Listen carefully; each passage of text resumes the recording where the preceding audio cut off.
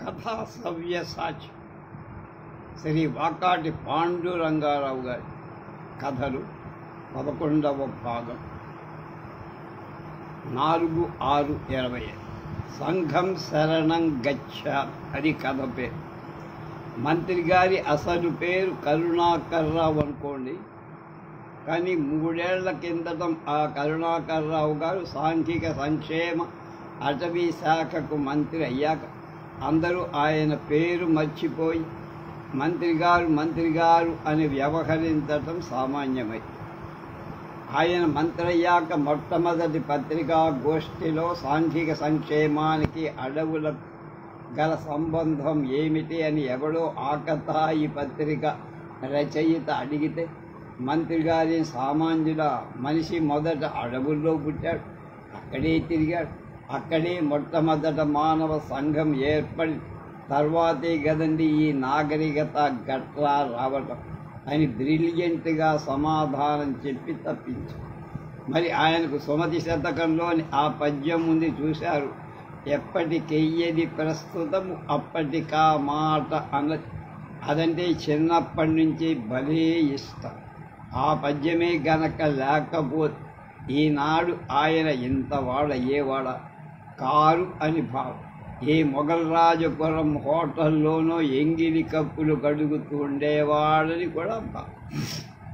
కరుణాకర్రావు మంత్రి అయ్యాక ఒకరోజు ఎన్నికల్లో మెజార్టీ లభించిన పార్టీ నాయకుడి మొహంలా సూర్యుడు వెలిగిపోతాడు.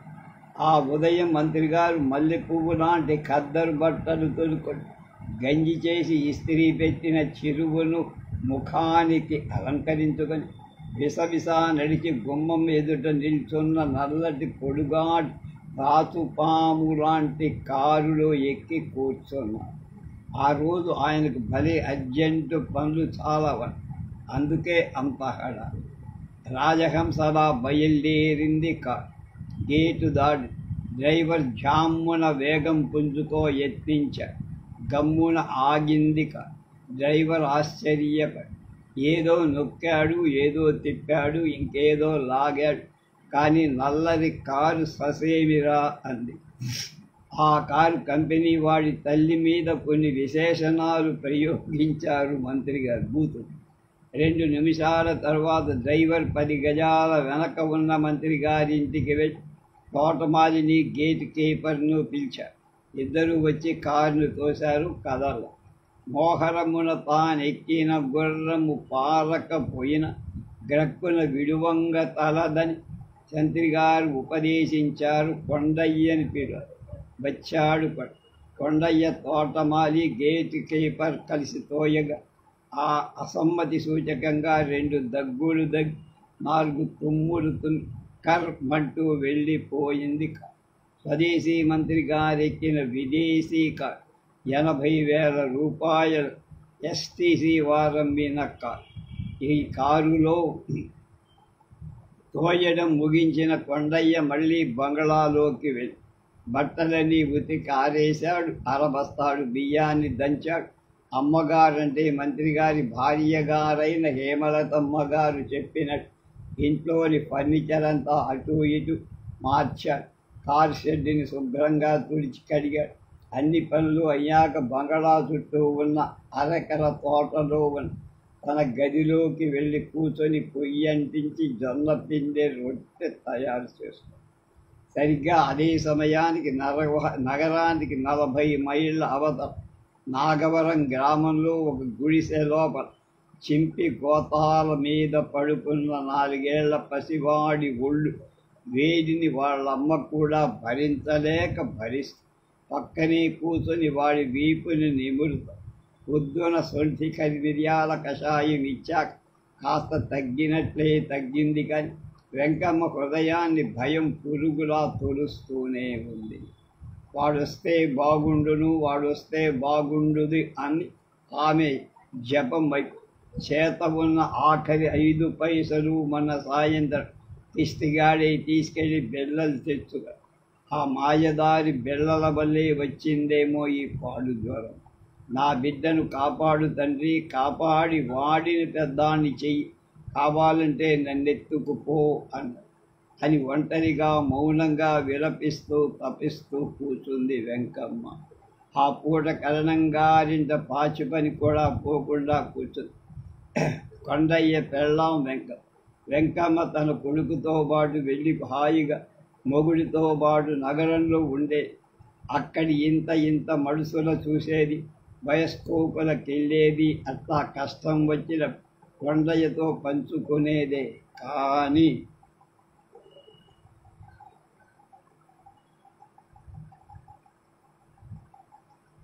ఈ మగ నౌకర్లున్నారే, వీళ్ళని ఒంటరిగా ఉంచితేనే బాగా ఒళ్ళోంచి పనిచేస్తారు.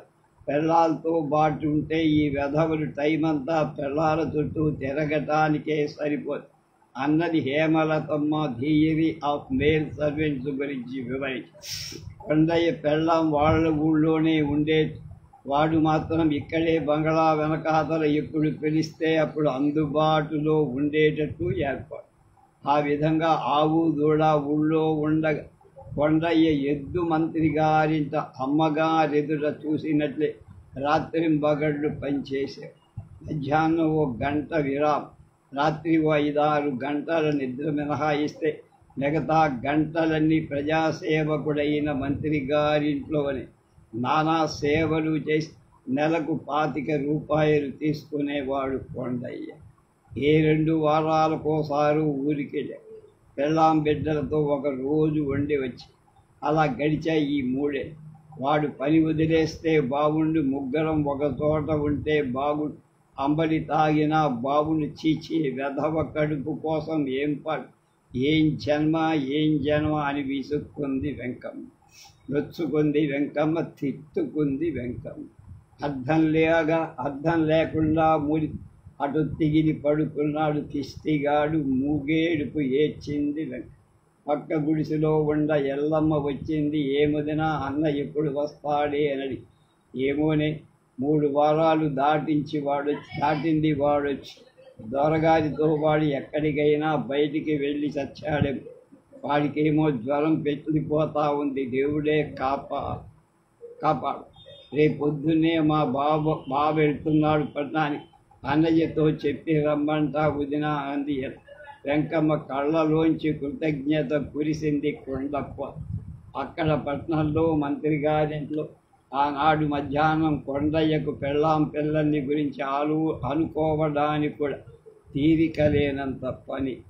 అమ్మగారి అదే హేమంబలతమ్మగారి మండలి, అఖిల భారత ఆదర్శ మహిళా మండలి ఇవాళే మంత్రి గారింట్లో సమావేశం. హేమలతమ్మగారి మండలి అధ్యక్షుడు. మండలిలో సభ్యురాండ్రంతా దేశంలో క్షామాలు, వరదలు, అగ్ని ప్రమాదాలు ఎప్పుడొస్తాయా అని కాచు కూర్చుంటూ ఉన్నారు. అటువంటిది ఏదైనా రాగానే వారంతా హుటాహుటిని కార్ల మీద, విమానం మీదో వెళ్ళిపోయి పత్రికా విలేకరు వాళ్ళు రాగానే వస్త్రాలు దానం చేయటం, పిల్లలకు పాలు పట్టడం వంటివి చేస్తూ ఉంటారు. అలాంటి దుర్ఘటనల మధ్య వారానికి 2 వారాలకి ఓ సినిమా ఆడి టిక్కెట్లమ్మి నిధిని సేకరణ కూడా చేస్తూ ఉంటాం. కానీ అంతకన్నా శాశ్వతమైన ప్రాతిపదిక మీద ఏదైనా సాధించాలన్న హేమలత గారి సంకల్పం ఆనాటి మండలి సమావేశానికి కారణం. దాదాపు 70 కార్లలో వచ్చిన 110 మందికి కలిపి భారీ ఎత్తున పార్టీ. వంటవాడికి సాయంగా కొండయ్య పై పనులన్నీ చూస్తున్నాం. పార్టీ అయ్యాక సభ్యురాళ్ళంతా కలిసి 15 నిమిషాలు తీవ్రంగా చర్చి ఒక అనాథ శరణాలయం స్థాపించాలని నిర్ణయానికి. సదరు శరణాలయం నిమిత్తం ప్రభుత్వం వారి సాంఘిక సంక్షేమ శాఖ నుండి ₹1,00,000 గ్రాంట్ సంపాదించే బృహత్ కార్యాన్ని అధ్యక్షురాలికే వదిలిపెట్టారు.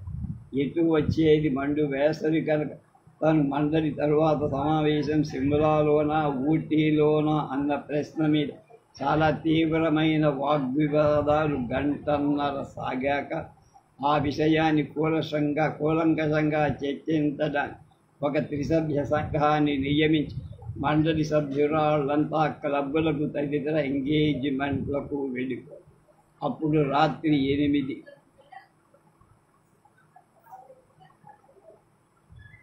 మంత్రి గారు 5-6 ఊళ్ళు తిరిగి అవతల వర్గం వారి ప్రాబల్యం చెల్లా చెదరయ్యేటట్టు మీటింగుల్లో మాట్లాడి అలసి సొలసి విసిగి వేసారి ఇంటికొచ్చి అయినా సరే మరునాడు ఉదయం బుద్ధ జయంతి సందర్భం తామివ్వాల్సిన మహత్కరమైన ప్రసంగాన్ని తయారు చేయాలి. పెద్ద హాల్లో కూర్చో తిరివారు మామూలుగా తన మేధస్సును ఇంతలా కష్టపెట్టకపోదురు గాని ఆ పిఏ పీనుగు ఇప్పుడే లీవులో చచ్చాడు. లేకపోతే ఇట్లాంటి ఇబ్బందికరమైన స్పీచులు గట్రా ఎక్కడి నుంచో మొదట కాపీ తర్వాత టైపు కొట్టి ఉండేవో. సమావేశం ముగించి సభ్యురాండ్రను పంపేసిన హేమలతమ్మ భర్తను గమనించి వంటిట్లో కబురు పెట్టారు. వేడిగా కాస్త పాలలో ఏదైనా కలిపిట్టారు. అట్లా చెప్పిన తర్వాత స్నానం చేసి వేరే చీర కట్టుకొని మెట్లు దిగి పెద్ద హాల్లోకి వచ్చి ఉండగా ట్రేలో పెద్ద పింగాణి కూజాలో హార్లిక్స్ కలిపిన వేడిపాలు 2 కప్పులు సాసర్లు పట్టుకొని వంటింటి వైపు వరండాలోకి పెద్ద హాల్లోకి కొండయ్య అడుగు పెడుతూ మంత్రి గారి ముద్దుల కొడుకు 8 ఏళ్ల మధుసూదనం ఉన్నట్లు తమాషాగా వరండా తలుపు చాటు నుండి గుర్రమని పులిలా అరిచి కొండయ్యను వెనక్కిలా అంతే. ఖంగ్ ఖంగ్ ఖడింగ్ జలతరం కంచేరిలా పింగాణి వర్షం కురిసి వేడి పాలు మీదకు చెందిన మధుసూదనం కుయ్యోమన్న. దిగుతున్న హేమలతమ్మ ఒక ఉదుట వెళ్ళి కొడుకును కావలించుకొని ఒరే నాయనా ఏమైందిరో ఓరి కొండయ్య పీనుగా ఏం చేసావురా నా తండ్రి ఒళ్ళు తెలియలేదట్రా అంటూ కలగా పులంగా ఆరున్న శృతిలో అరవసాగి మామూలుగా 1:30 కన్నా ఎక్కువ శృతిలో మాట్లాడేవారి అనాగరగత ఏవగించుకునే హేమలతమ్మగా కరుణామయుడైన బుద్ధుడి గురించి 3 గొప్ప పేరాలు ముగించి 4వ దాన్ని ఎత్తుకోబోతున్న మంత్రి గారు దాన్ని అదిలా వదిలేసి ఎగిరిపడ్డా. తాను ఎంతో కష్టపడి ఎన్నో సంపాదించేందుకు ప్రతిపక్ష సభ్యుల విసురులకు గురైనప్పటికీ లెక్క చేయక ఆ డెలిగేషన్లో సభ్యుడిగా ఎన్నికై లండన్కి వెళ్ళి వస్తూ ఫ్రాంక్ఫర్ట్లో కొన్న ఈ అపూర్వమైన ఫ్రాంక్ఫర్ట్ అంటే జర్మనీలో ఎయిర్పోర్ట్. అక్కడ 19వ శతాబ్ది పింగాణి సెట్టులో సగం ఇట్లా నేల కూలి ముక్కలవడం చూసి మతిపోయిన వాడి మంత్రి గారు ఒరే మృగమా ఏం చేశావో తెలుసట్లా, అదేమిటో తెలుసట్లా, దాని విలువేమిటో తెలుసట్లా, దాని చరిత్ర ఏమిటో తెలుసు. ఈ జన్మంతా కష్టపడినా అలాంటిది దొరకదురా జంతువు. అంతగా ఒళ్ళు తెలియకుండా పోయిందేమిట్రా, తిండి ఎక్కువై కండ బలిసిందంట్రా, ఉండని కొవ్వంతా కలిగిస్తా అంటూ ఆ గది కొన్న 4 గోడలు ఒకదాని మీద అలంకారంగా ఉన్న 2 కొరడాలు ఒకదాన్ని తీసుకుని కొండయ్యని చెడమడ బాది. జరిగినదేమిటి జరుగుతున్నదేమిటి అని కొండయ్య మీద ఏమీ బోధపడ ఒక్క క్షణం మానులా నిలబడి మరుక్షణం కొరడా దెబ్బల తాటికి అనుగుణంగా చేయసాగిన నాట్యాన్ని చూడలేక కాబు. టేబుల్ మీద బుద్ధిని గుణగణాలు రాసి ఉన్న కాగితాలు ఎగరసాగాయి. ఆ మర్నాడు ఉదయం ఎల్లమ్మ మొగుడొచ్చి గుమ్మంలో గూర్ఖావాడికి చెప్పి కొండయ్య కోసం కబురెత్తగా వాడెళ్ళి అమ్మగారితో చెప్పగా ముందు రాత్రి ఒళ్ళు కాలిన మధుసూదనం దగ్గర కూర్చున్న అమ్మగారు ఇక్కడెవడు కొండయ్యలే ఎక్కడ చచ్చాడో తెలియదని చెప్పగా చూచా తప్పకుండా ఆ మాటలనే గూర్ఖావాడు చెప్పగా విని ఇదేమీ అర్థం కాక తిక్కమక్కబడుతూ నిల్చున్న ఎల్లమ్మ మధుమొహానికి ప్లాస్టిక్ సర్జరీ విషయమై బొంబాయికి వెళ్ళి కనుక్కోవాలని హడావిడిగా వెళ్తున్న మంత్రి గారు కారు హారన్ విని తుళ్ళిపడి తన గ్రామానికి వెళ్ళిపోయిన సంగతి తోటలో మూలగదిలో ఒళ్ళు తెలియని జ్వరంతో పడి మూలుకుతున్న కొండయ్య కూడా తెలియదు. 2 రోజుల తర్వాత కొండగయ్య జ్వరం విపరీతంగా హెచ్చి వాడు ప్రేలాపన మొదలెట్టాక వాడి విషయం మంత్రి గారికి చెప్పబోతే ఆయన కస్సుమని మండిపడితే భయపడి వెనక్కు వచ్చిన తోటమాలి వంటవాడి సాయంతో కొండయ్యన గుర్ర బండిలో పడి కార్పొరేషన్ వారి ఆసుపత్రిలో చేర్చడంగా చేర్చిన 3వ నాడు కొండయ్య చనిపోయిన విషయంగా వాడు చచ్చిన 4వ నాటి కానీ వెంకమ్మకు తెలియనే తెలియదు.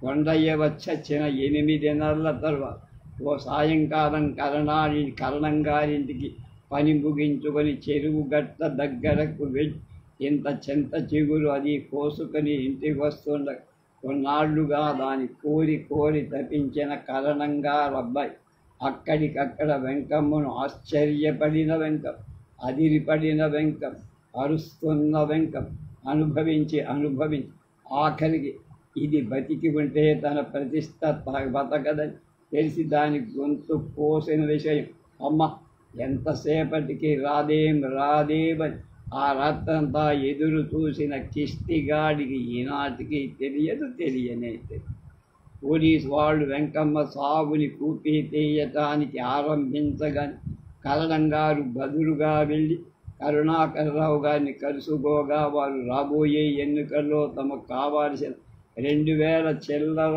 ఓట్లను వదులుకునేంత వెర్రిమండా కొడుకు ఆనంద పోనెత్తి ఒక్క మాట చెప్పగా డ్రాప్ అయిన నాగవరం కూనీకేసి ఏమైందో నాగవరం వాసులెవరో నేటికి తెలియదు సార్ అని తెలియదు. ఏడాది తర్వాత ఆ మహిళా మండలి సాంఘిక సంక్షేమ మంత్రి గారి ధర్మమాన్ ప్రభుత్వం వారిచ్చిన ₹1,00,000 గ్రాంటుతో నిర్మించి ఒకనొక శుభముహూర్తాన్ని అట్టహాసంగా తెరిచిన కరుణాలతా శరణాలయంలో అనాథులుగా చేరిన బాలబాలుకలు ఆకలి చేత బక్క చిక్కినవాడు, భయం చేత మూలగా నక్కినవాడు, సమాజపు విషకోరల మధ్య ఇరుక్కున్నవాడు, కిష్టిగాడన్నవాడు ఒకడున్నాడని ఎవరికి తెలియదు,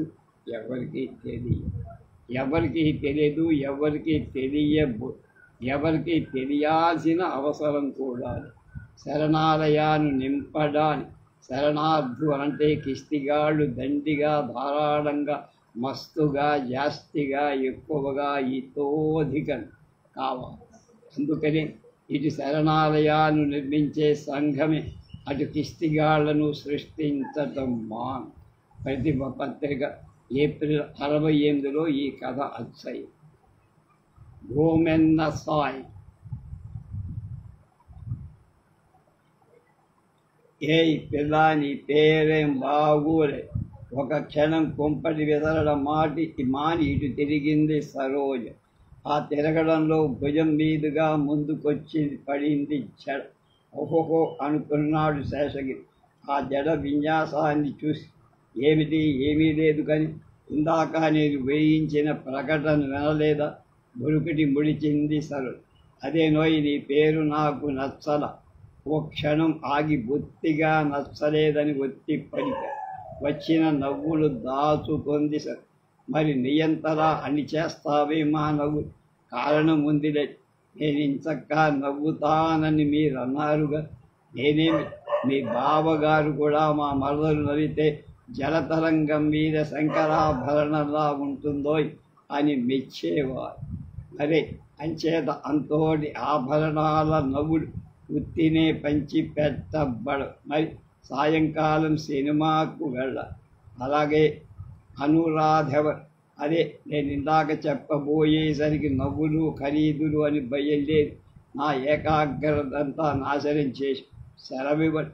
నీ పేరు నాకు నచ్చదు. ఎందుకో బాగులేదు కదా. వరజ అంటే బాగుంటుందా అని అడిగి మొహంలోకి తొంగి చూసింది. సందు దొరికితే చాలు మా ఆఫీసు టైపిస్టులా నమిలేస్తావెందుకు?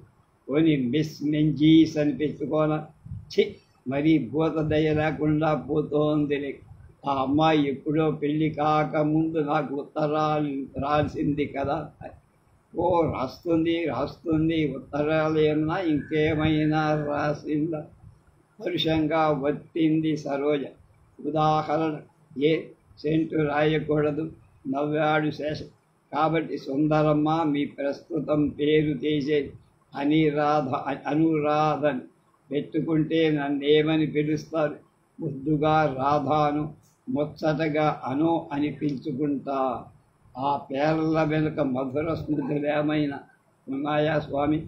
అల్లరి జల్లులు కురిపే కళ్ళతో అడిగి, పాహి పాహి రాముడి తర్వాత రాముడంత ఏకపత్ని వ్రతుణ్ణి నన్ను పట్టుకు ఇలా అన్నావంటే నీకు శాపం తగులుతుంది, జాగ్రత్త. ఒంటి మీద జందెపోగైనా లేదు గాని శాపంట శాపమని కుంపటి వైపు తిరిగింది సార్. మరీ క్యూబాలా మాట్లాడ, నీ మొగుడనేవాడు చెప్పిన మాట వినడం నేర్చుకో అని సలహా ఇచ్చాడు శేషగిరి. తమరి జైనాలా మొండికెత్తక పెళ్లి కూర్చొని పేపర్ చదువుకోండి, తర్వాత కాంగోలో ఏమైందో వ్యాసం రాసి చూపించండి అంది సరోజ కుంపట్లో నిప్పు రాజేసి. సరోజ కోపం వస్తుంది రావా, తాను పోగట్ అది శేషగిరి వ్యూహం ప్రతిరోజు. ఏయ్ రాధ, ఏమిటి మీ బాధ? ఒక్క బాధ కాదే రాధ, ఇది ఒక బాధా తోరణాల గాథ అని శేషగిరి దీనంగా ఉపన్యాస ధోరణిలోకి దిగేసరి గిన్నె దించి కుంపెటని మూలకు లాగేసి ఇటు తిరిగి పద్మాసనం వేసుకుని అరచేతి మీద మొహమానించి శౌనకాది మహామునులా కూర్చుంది. సుఖ మహర్షిల మొదలు పెట్టాడు వాళ్ళ.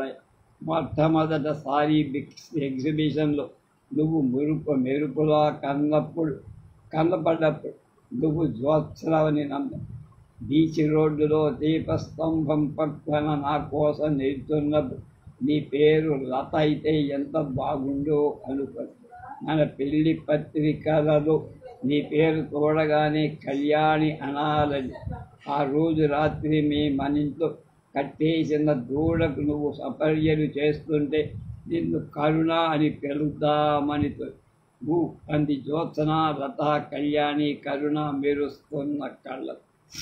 ఎందుకో నిన్న రాత్రి నువ్వు ఎవరో కాదు, నా రాధవి అనిపించింది. పొద్దున్నే నీతో ఆ మాట చెప్పాలనుకొని అనురాధ అనిపించారు, అంతేనా?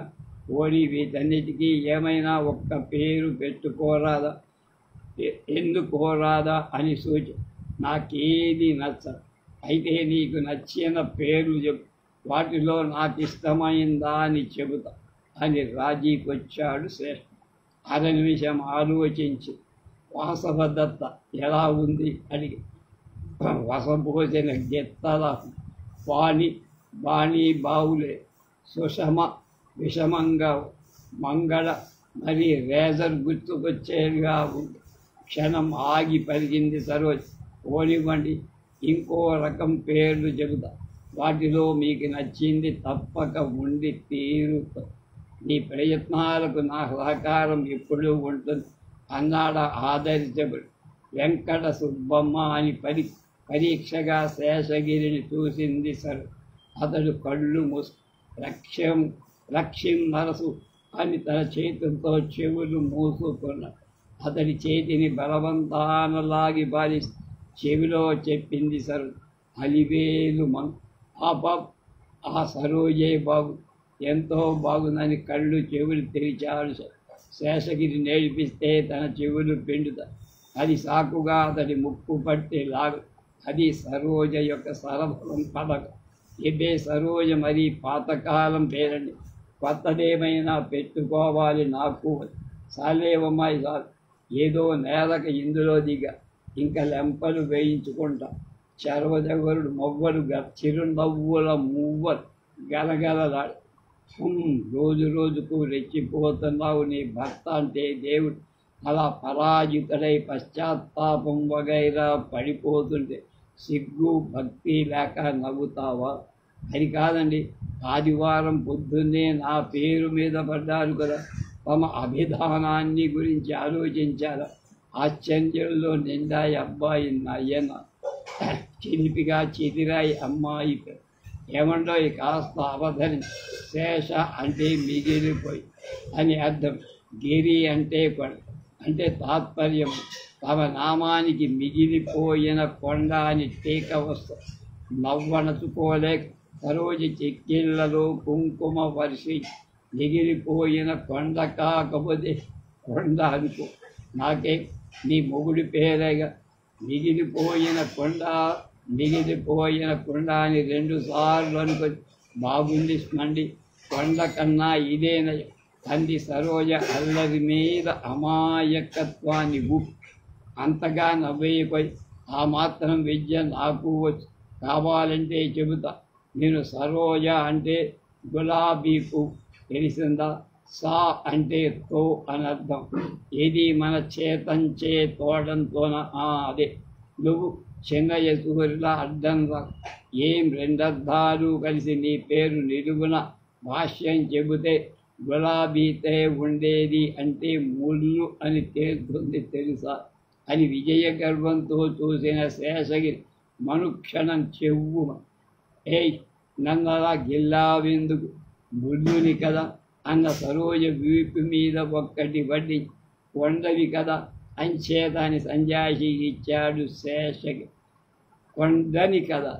ఇంతకు ఆ పూట మరి భోజనం ఎవరింట్లోనో అంది సరోజ వీపు రుద్దుకు కావాలంటే హోటల్కి వెళ్దాం సాయంకాలం సినిమా అన్నావుగా ఎందుకో ఎత్తు మారుతోందని తెలిసింది పరూపింది సరే ఈ ముదురు పచ్చ చీర మీద నల్లజరి బార్డర్ జోడి ఇవాళి తొడుక్కుందాం ఏం థ్యాంక్స్ అని అతడి కళ్ళల్లోకి చూసింది సరే ఆమె చూపుని తప్పించుకుంటూ శేషగిరి ఏదో నసిగినట్లని వణక్కపోతే అదేదో వినపడేలా చెప్పరాదా అదే ఏముందండి ఏం లేదు కానీ సరోజ నీకింత చక్కగా కాఫీ తయారు చేయ ఎవరు నేర్పారా అని నాకెంతో ఎప్పుడు ఆశ్చర్యం ఓహో ఇదన్న మాటగా నవ్వుల పున్నమి ముందరి దశమి రేఖ మెరిసింది నిజంగానే సరోజ ఎందరెందరో తయారు చేసిన కాఫీ తాగి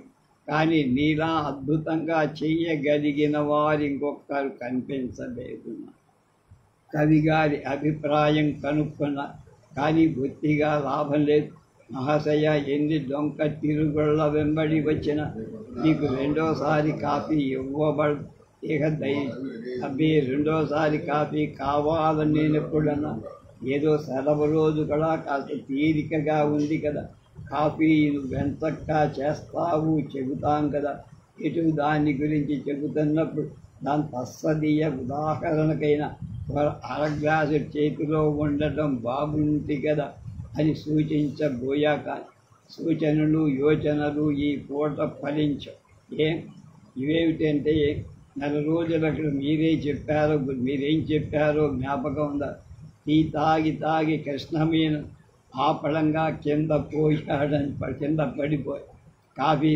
తాగి మీ హెడ్ క్లర్క్ అల్సర్తో పోయాడని చెప్పలేదు ఆ రోజేదో ఊసిపోక కబుర్లు చెబితే అలా కన్నాంబలా మీదకి వస్తుంది చక్కగా గంట కింద గ్లాసులు కాఫీ తాగి మళ్ళీ తయారీ ఎందుకనను అంట అది నా ఇల్లు నా ఇష్టం నా స్వరాజ్యం అంటూ పేత్రే అయితే నాకు కాస్త కొంచెం చాలా తక్కువ కొద్దిగా ఓహో ఏమిటి సోహో మాటలు సాధించి యాక్షన్ అంటే చర్య తీసుకు ప్రొఫెసర్ సరోజిని ఔఫల్ బెస్ట్ బెఫెల్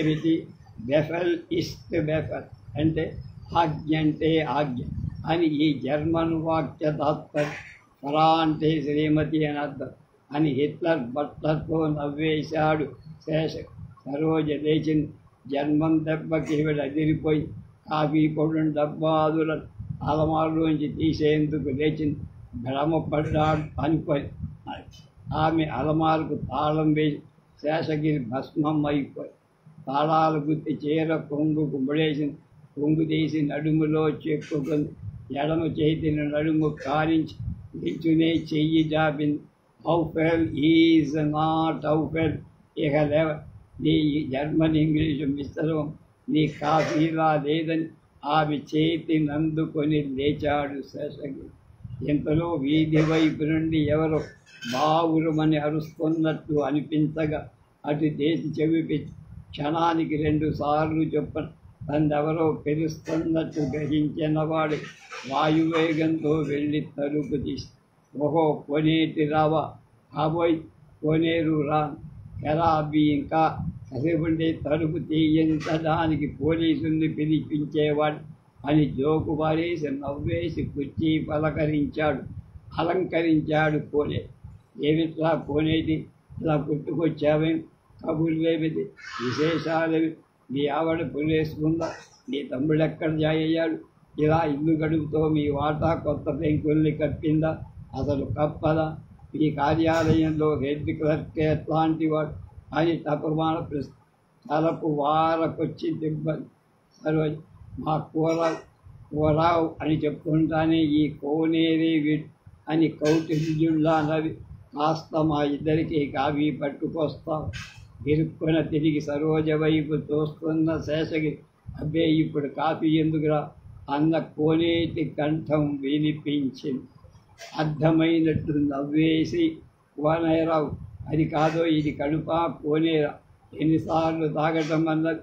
ఇందాక శేషగిరి ఏకరువు పెట్టిన ప్రశ్నల లిస్టుగా వరుసగా సమాధానాలు వల్లిస్తూ సరోజ వెండి పళ్ళల్లో 2 కప్పులుంచి తలంచుకొని కోనేటి పక్కన కప్పు గుప్పు మంది కాఫీ మా ఆవిడ చేతి కాఫీ A1గా ఉంటుందిరా కోనేరు అంటూ సరోజ కళ్ళల్లోకి చూసి ఆవిడ కాపాడి అతని పక్క 2వ కప్పు లోపలికి వెళ్ళకపోవటం జరిగింది.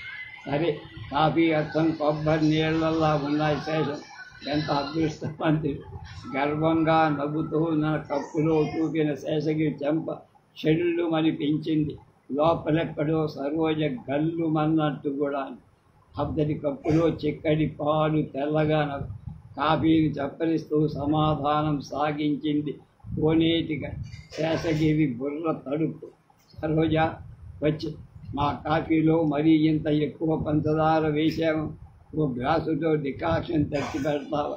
అబ్బే నా దానిలో పంచదార సరిపోయిందే అన్న కోనేటి స్వరం మహా యుద్ధంలో ఉన్న చెవి కంద. సరోజ వచ్చింది, తంగున పెట్టింది డికాక్షన్. తక్షణమే వెళ్ళిపో. డికాక్షన్ పాలతో కలిపి ఆరగిస్తూ నేను చెప్పాను కదటో కాఫీ తయారు చేయటం అన్నది ఒక పెద్ద మహా గొప్ప కళ అన్నాడు శేష. అవుననగా కోలే అదన్నాడు ఇదన్నాడు ఎన్నో అని ఆఖరికి బయటికి ప్రవహించేశాడు. లోపల నడిచాడు శేష. వంటిల్లు మూసి పక్క గదిలో సోఫాలో కూర్చుంది. మొహానికి అడ్డంగా పత్రికను లాగి పారేసి కళ్ళు మూసు నేల మీద కాళ్ళ దగ్గరకు.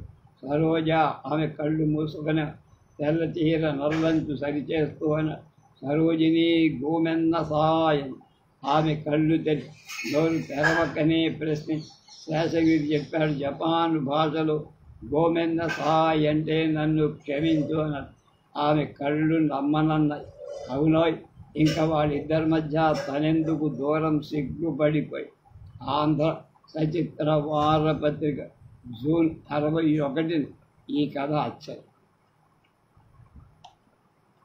రేపు మళ్ళీ బతికిన సూరి కథ.